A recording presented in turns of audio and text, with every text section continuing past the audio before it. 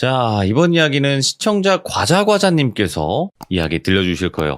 일단은 과자과자님께서 해주실 이야기가 이거 정말 소름 끼치는 이야기가 될 것 같습니다. 일단은 베트남에서 실제로 겪은 이야기고 이 이야기를 겪는 과정 중이 너무나 힘들었을 것 같다라는 생각이 들었었어요. 그래서 바로 한번 어떤 일들이었을지 들어보도록 하겠습니다. 예, 여보세요? 여보세요? 예, 안녕하세요. 네, 안녕하세요. 과자과자님. 예. 지금 어디세요? 지금 동굴에 왔습니다.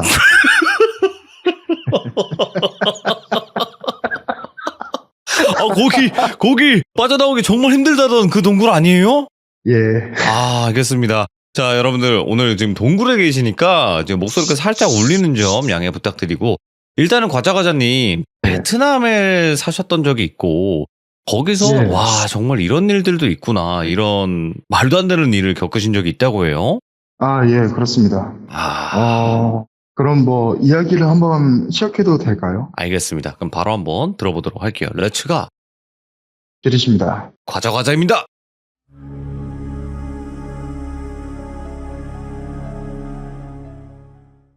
사실 제가 베트남에 간 건 2015년 정도에 갔어요.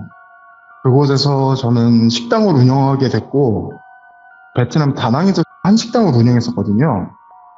근데 나름대로 거기서 자리도 잡아갔고, 나름 바쁘게 지내고, 또 그만큼 버는 만큼 근처에 있는 고아원이라든가 아니면 사원에 이렇게 기부도 하고 그랬었단 말이죠. 오. 그래서 그 근처 주민들도 그렇고, 그리고 고아원이나 그 사원에 있는 스님들하고도 되게 좀 많이 친했어요.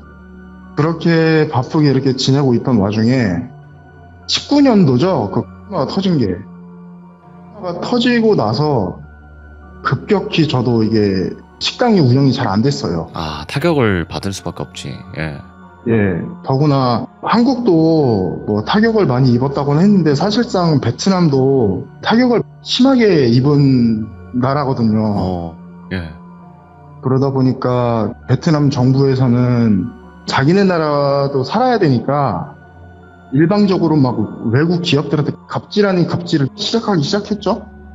그러다 보니까 크고 작은 그 기업들이 빠져나가게 되고, 그 큰 기업들이 이렇게 다 빠져나가고 막 그러다 보니까 이제 점점 그게 중소기업부터 해갖고 개인 사업자까지 타격을 입는 건 순식간이었어요, 진짜. 네. 그래서 그 타격을 입은 사람들 중에 한 명도 저였는데, 그러다 보니까 평소엔 제가 아침 7시에 그 가게 문을 열었었거든요. 네. 원래는. 근데 이게 장사가 안 되다 보니까 될 대로 되라, 그런 식으로 그냥 지금까지 못 잤던 잠이나 실컷 자자 해갖고 늦잠을 자기 시작했어요. 근데 이게 그래도 산입에 거미줄은 칠 수 없으니까 울며 겨자 먹기로 이렇게 가게 문을 오픈을 하기 시작했는데, 그래도 장사가 안 되는 거예요. 네. 그래서 되게 좀 힘든 생활을 하고 있었는데, 그래도 죽으라는 법은 없다고. 네. 제가 아까 말씀했던 그 고아원 선생님들이나 아니면 그 사원의 스님들이 조금씩 이렇게 도와주셨어요.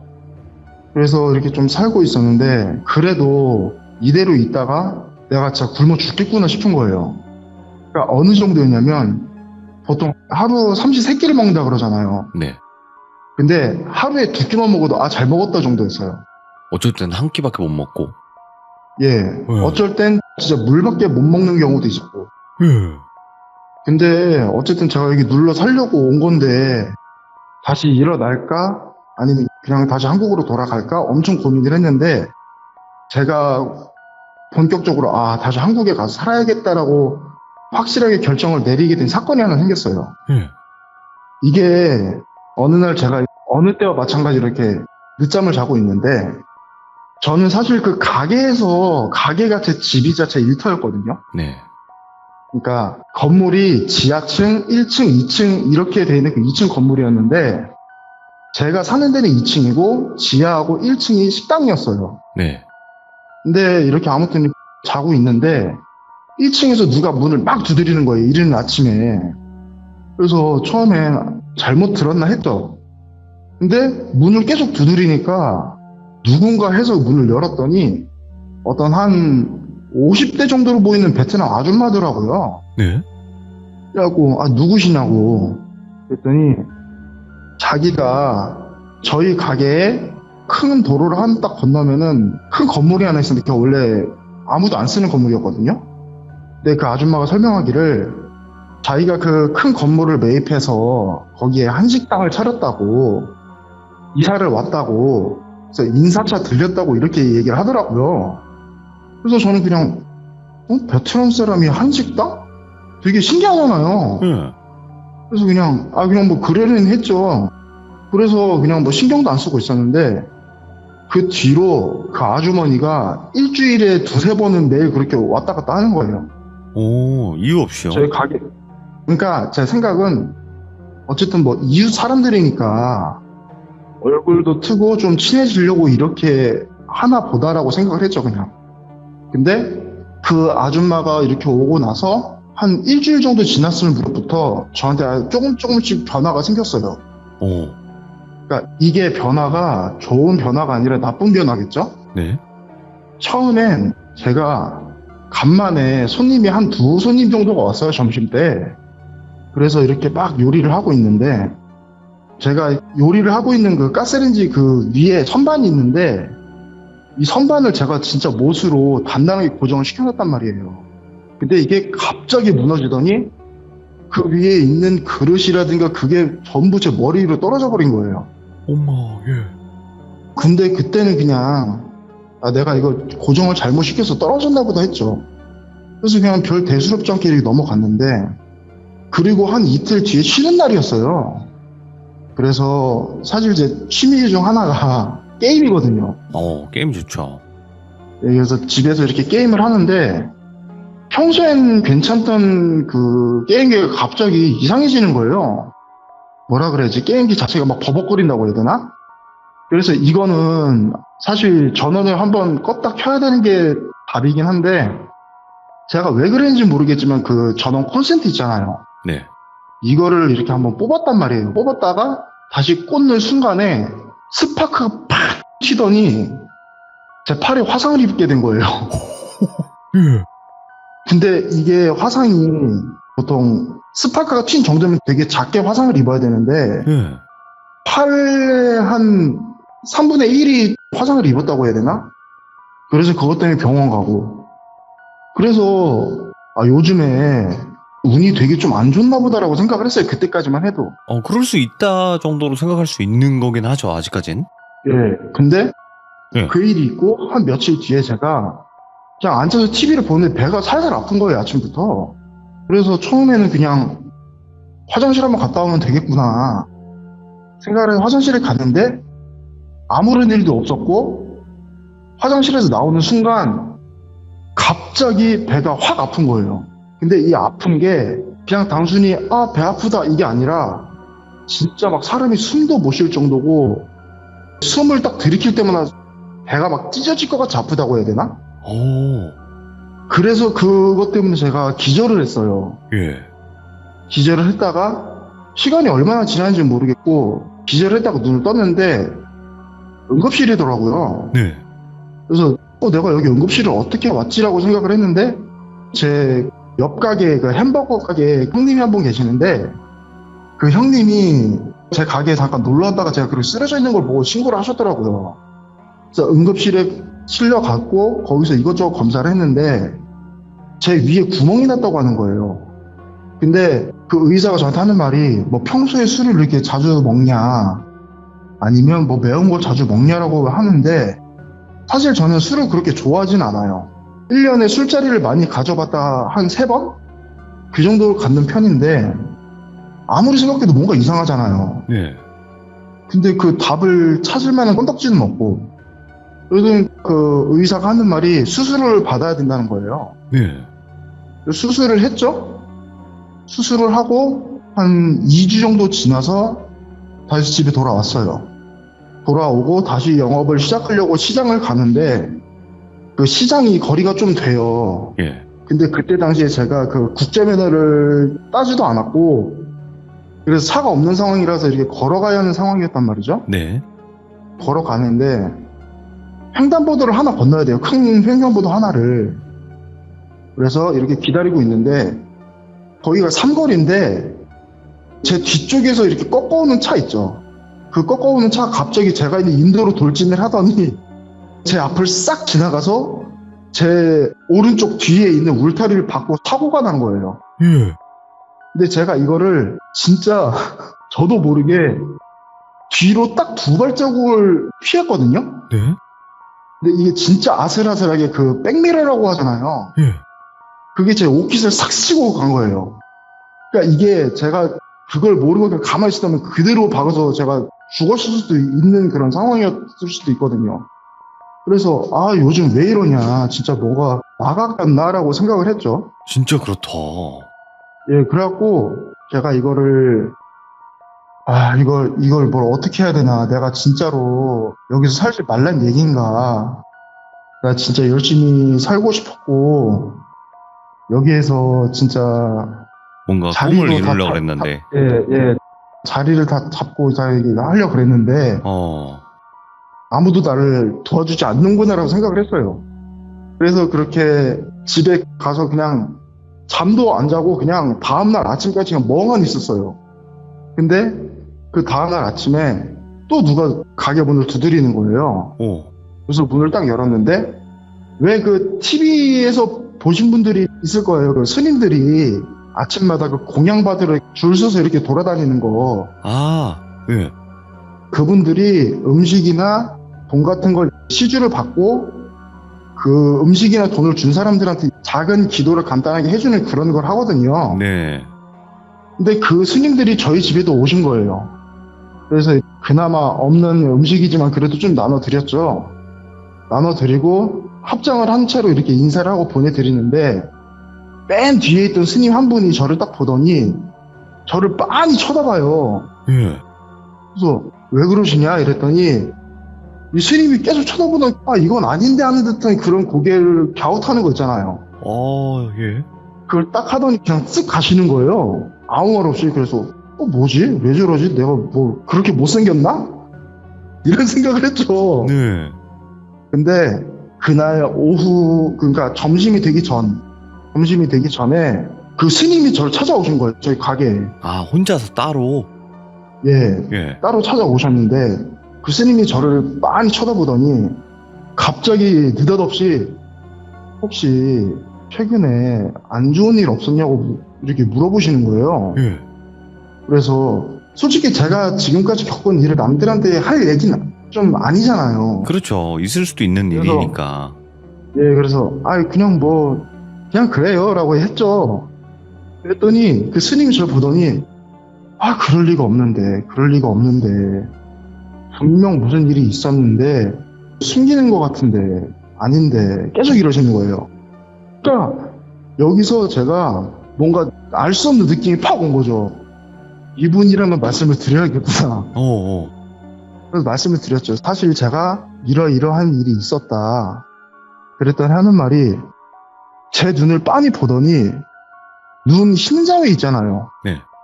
그 부분이 노랗더라는 거예요. 과자님이. 예. 그래서 그게 제가 뭐 황달이 있는 거예요? 라고 했더니 그런 게 아니래요. 이거는 누군가가 그쪽한테 저주를 건 거라고. 그래갖고 저주요?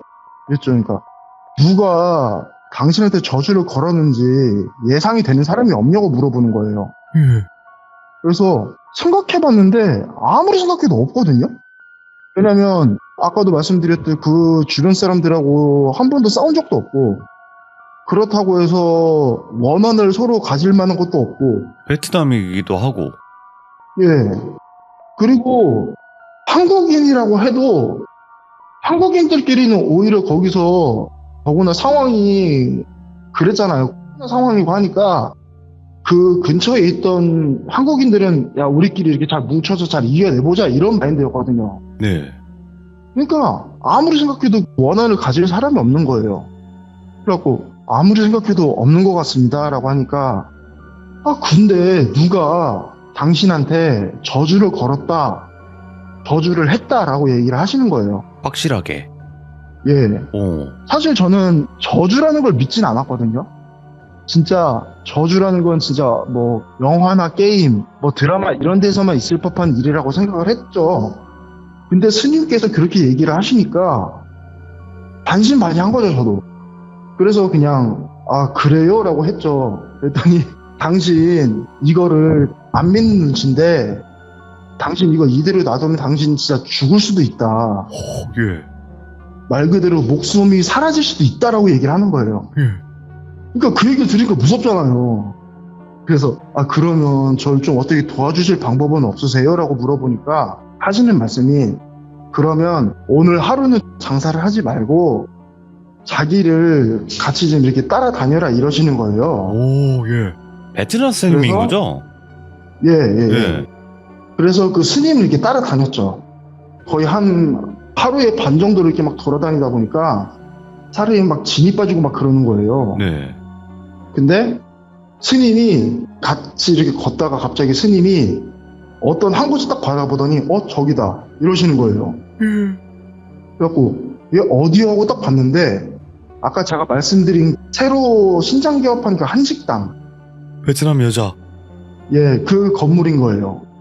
그러더니 스님이 저하고 같이 그 가게에 들어갔어요.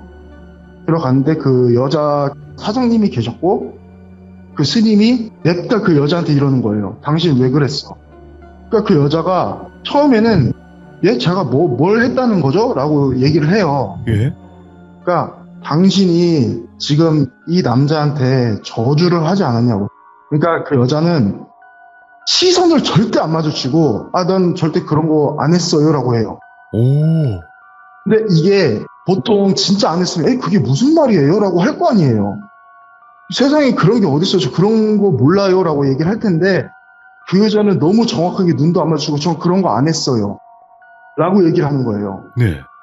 근데 저는 이 가게에 딱 들어오면서부터 뭔가 느낌이 되게 이상했던 게 네. 보통 식당이라고 하면은 장사가 잘 되든 안 되든 식당이면 음식 냄새가 나야 될 거 아니에요. 맞죠.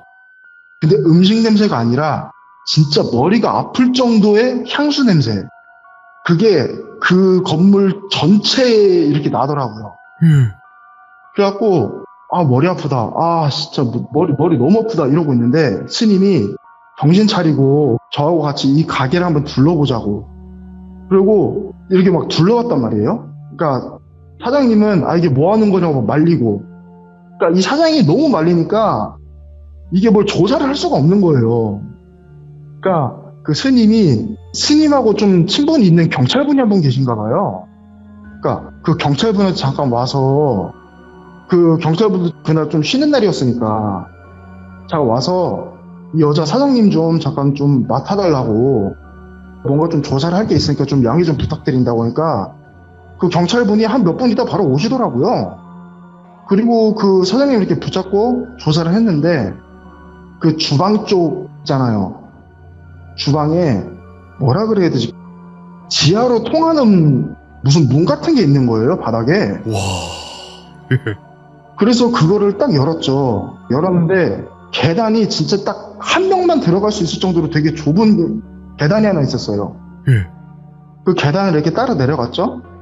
내려가고 다 내려간 뒤에 오른쪽으로 보니까 무슨 철문이 하나 있어요. 근데 그 철문을 딱 쓰니까 뭔가 좀 되게 매캐한 냄새라고 해야 되나? 기분 나쁜 냄새구나. 예, 그러니까 뭐라 그래야 되냐면 뭔가 막 종이를 태울 때 나는 그 연기의 그 매캐한 냄새 있잖아요. 예. 그 냄새가 확 나는 거예요. 그래갖고 스님이 이 문을 딱 열려고 하는데 문이 잠겨 있는 거예요. 그래서 그 여자 사장님한테 당신 여기 문 열라고 그랬더니 그 사장님이 안 여는 거예요. 절대 안 여는 거예요. 이걸 왜 여냐고. 여긴 그냥 예. 창고라고. 창고인데 왜 남의 이 집기까지 다 살펴보려고 그러냐. 막 그러는 거죠. 근데 이 경찰분도 이 여자가 문을 안 여는 거에 대해 뭔가 되게 막 의심을 하고 있었어요. 왜냐면 이게 단순히 뭐 오컬트적인 그런 걸 떠나서도 뭔가를 숨기고 있다면은 만약 그 열었는데 그 안에 뭔가 시체가 있다면 그게 진짜 큰일 나는 거잖아요. 그럼요. 대사건이잖아요. 그래서 그 경찰이 내가 봐도 이거는 뭔가 좀 이상하니까 문 빨리 열어라. 안 그러면 당신 나랑 같이 이렇게 서해 가야 된다라고 얘기를 하더라고요. 그러니까 그 여자가 어쩔 수 없이 문을 딱 열었어요. 여니까 와 진짜 아직도 그 냄새가 아직도 기억나요. 이게 처음에 그 천문 밖에서는 그 연기 냄새가 확 났다 그랬잖아요. 근데 안에 딱 들어갔는데 되게 어두워요. 되게 뿌옇고 뭔가를 엄청 태웠는지 그 연기 때문에 앞이 엄청 안 보여서 막 뿌옇고 냄새는 어떻게 설명을 못할 정도로 되게 오묘한 냄새였어요. 네. 그래서 일단 앞이 안 보이니까 불을 딱 켜려고 했는데 보통 스위치가 벽 쪽에 있잖아요. 근데 이게 벽에 아무것도 없고 제 머리에 뭔가 딱 불이 씌는 거예요. 그래서 뭐지 하고 딱 보니까 옛날에 그 백열전구라고 하죠. 아, 그걸로 불을 켜는 거더라고요. 그래서 불을 딱 켰는데 그 스님이 헙 하는 소리 있죠. 뭔가 놀랬을 때 헙 하는 소리. 예. 그래서 왜 그러지 하고 주변을 딱 둘러봤는데 저도 진짜 놀랐어요. 이게 철문을 기준으로 바로 앞에, 그러니까 이게 되게 작은 방이었는데 철문을 기준으로 바로 앞에 작은 제단이 하나 있었어요. 작은 제단이 하나 있었고 거기엔 제단에 맞지 않게 커다란 무슨 뭐 향로라고 하잖아요. 향로. 거기에 수십 개의 커다란 향이 엄청 꽂혀 있어요. 그리고 그 앞에는 죽은 쥐들이 몇 마리가 있었는데 이 쥐들이 죽은 모습이 죄다 제각각이에요.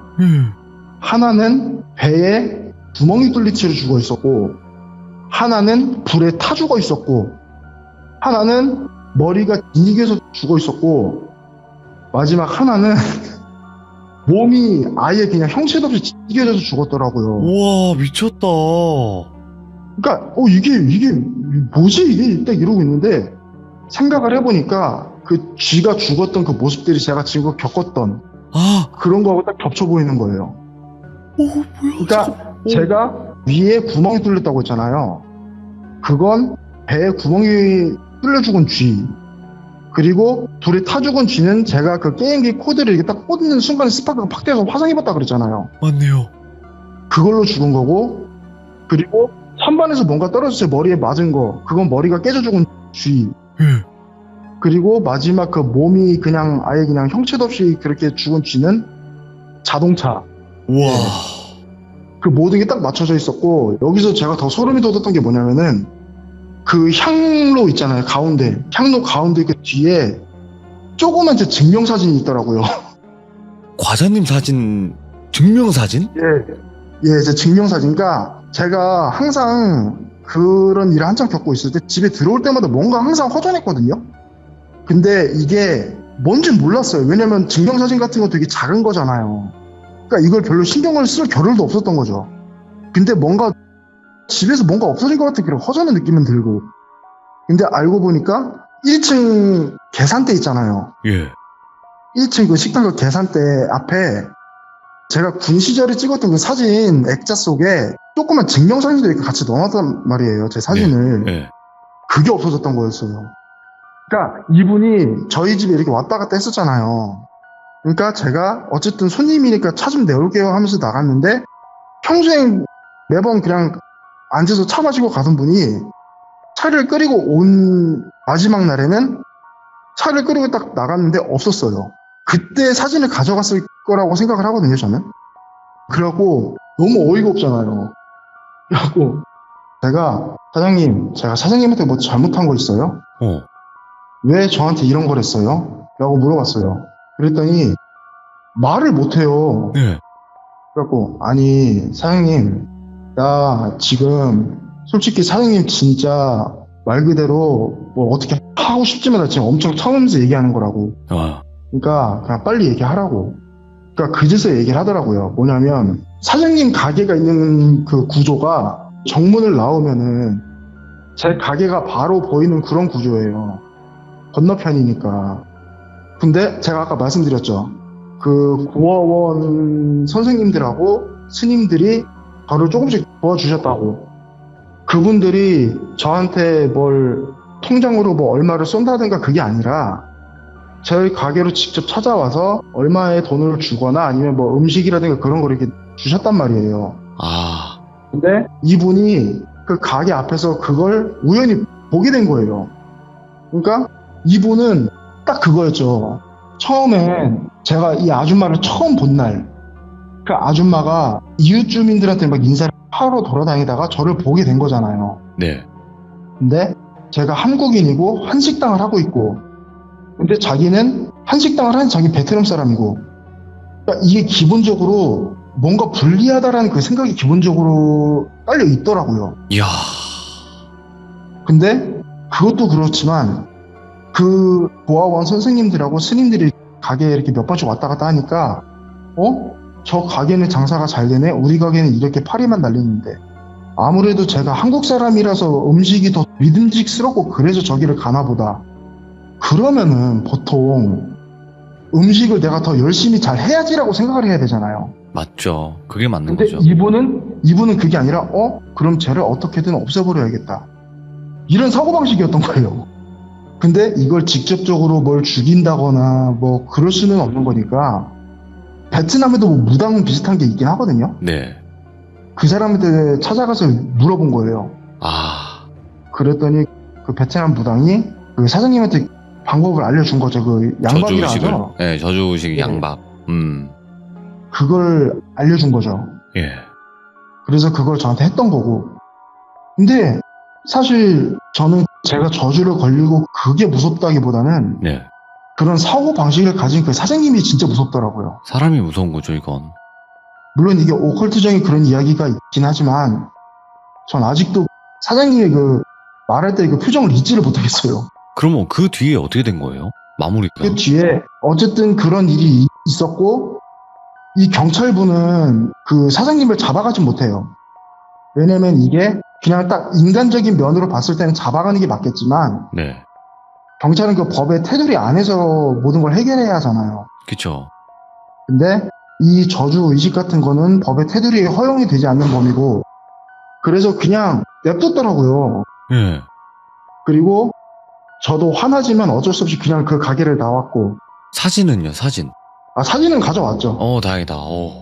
사진 가져왔고 그 스님이 저한테 이러더라고요. 과자씨 지금 보니까 저 사람이 저것뿐만 아니라 다른 것도 준비를 했을 가능성이 있다. 네. 그리고 그 기운이 아직도 과자씨한테는 남아있는 것 같다. 그러니까 가게로 가지 말고 우리 사원에 가서 한 며칠만 있으면서 기도를 하고 그러고 가라 이러시더라고요. 그런 거 좀 빼고 가라. 예, 그래서 그 사원에 가서 진짜 열심히 기도를 했어요. 제 인생에서 그렇게 열심히 기도를 한 거 처음이에요. 예. 진짜 일주일 동안 기도를 하고 그렇게 하다 보니까 몸이 오히려 그 전보다 더 가벼워진 것 같았고 그렇게 해서 다시 가기로 돌아오고 그걸 계기로 한국에 돌아올 결심을 한 거죠. 여기 있다간 내가 진짜 죽겠구나. 그래서 한국에 갈 채비를 이렇게 며칠 동안 계속 준비를 하고 있는데 그 며칠 동안 제가 걱정이 있었어요. 뭐냐면 그 가게 앞을 지나갈 수밖에 없는 구조거든요. 제가 어딜 네. 가든지 간에 그 사장님을 보면 내가 뭘 어떻게 해야 할까, 내가 뭐 인사를 어떻게 해야 할까 그런 고민이었는데 도망갔더라고요. 아, 갔어요? 예, 도망갔어요. 그러니까 이게 동네 장사잖아요. 아, 그렇지. 근데 이게 경찰도 오고 일이 좀 커지다 보니까 그 동네에 점점 소문이 퍼진 거죠. 저 사장이 한식당 저 남자를 시샘해서 그렇게 해서 저 남자를 죽이려고 그랬다. 그러니까 은근히 베트남 사람들이 그런 걸 되게 잘 믿거든요. 예. 뭐 저주라든가 그런 거 은근히 되게 잘 믿는 편이에요. 그렇게 잘 믿는 그런 나라에서 그런 소문이 퍼졌으니까 어떻게 되겠어요. 그러니까 이게 단순히 손님이 안 찾아가는 정도가 아니라 그 가게 유리에다가 막 돌 던지고 오. 막 그랬더라고요. 그러니까 도망갔더라고요. 진짜 소리 소문 없이. 예. 그렇게 하고 저는 무사히 한국으로 돌아왔죠. 그 뒤부터는 뭐 안 좋은 일이나 이런 건 없으신 거죠? 사실은 제가 이 저주를 당하기 그 전에 사실은 제가 남들처럼 영화는 없어요. 네. 영화는 없는데 그 존재를 느낀다고 해야 되나? 존재도 느끼고 들린다고 해야 된다고 하는 게 맞죠? 네. 그런 일이 있어요. 여러 가지 많이 겪으셨구나. 예, 근데 그게 제가 원래 선천적으로 그런 게 아니라 네. 이것도 어떤 계기로 인해서 이렇게 된 거예요. 야, 이거 이제 레전드다, 진짜로. 아니 근데 뭐 사실 이게 별로 그렇게 예. 무섭거나 그런 건 아니라고 생각해요. 저는 남들이 듣기에는. 아니요. 왜냐면, 그, 지하로 내려가면서부터 머릿속에 다 그려졌어요, 그게. 그래서 어. 저는 그 뒤로 제가 뭐 어두운 공간이나 뭐 그런 걸 무서워하는 성격이 아니었는데 그 뒤로 지하실이라든가 아니면은 향이라든가 그런 걸 제가 좀 기피하게 됐어요. 아니, 근데, 그니까 원래는 이게 내려갔었고, 그냥 그런 거 발견됐었는데, 사진이 발견이 안 됐으면, 진짜 오리발을 내밀어도 할 말은 없었는데, 거기에 사진이 네. 떡하니 있었으니까, 예, 이건 발뺌을 할 수도 없는 상황이었지. 그렇죠. 와, 나 근데, 아 그리고 그것도 있었어요. 뭐냐면 네. 사진을 제가 가져갔잖아요. 어, 근데 이 사진을 딱 잡았는데 사진 뒤편에 뭔가 끈적끈적한 게 묻어 있더라고요. 예? 그래서 이 사진 뒤를 딱 봤는데 붉은색 베트남 글씨로 뭐라고 막 써 있는 거예요. 그래서 그걸 스님한테 보여주면서 이게 뭐냐고 이랬더니 그게 저주 대상을 이렇게 지정하는 그런 단어라고 하더라고요. 그런 문양이라고. 아, 뭐라고 써있는지 혹시, 뭐, 말씀이 그러니까 가능해요, 그게? 그러니까 이게 저도 이게 설명을 못 하겠는 게 원래 베트남 글자가 약간 그 영어처럼 생겼잖아요. 네. 근데 그거는 글자가 좀 변형이 된 거고 그게 뭐라 그러지? 상당히 오래된 베트남어라고 해야 되나? 그러니까 뭐 일종의 고대 문자라고 생각하시면 될 것 같아요. 그런 좀 거라고 하더라고요. 쉽게 알아볼 수 없는 그런 거구나. 예.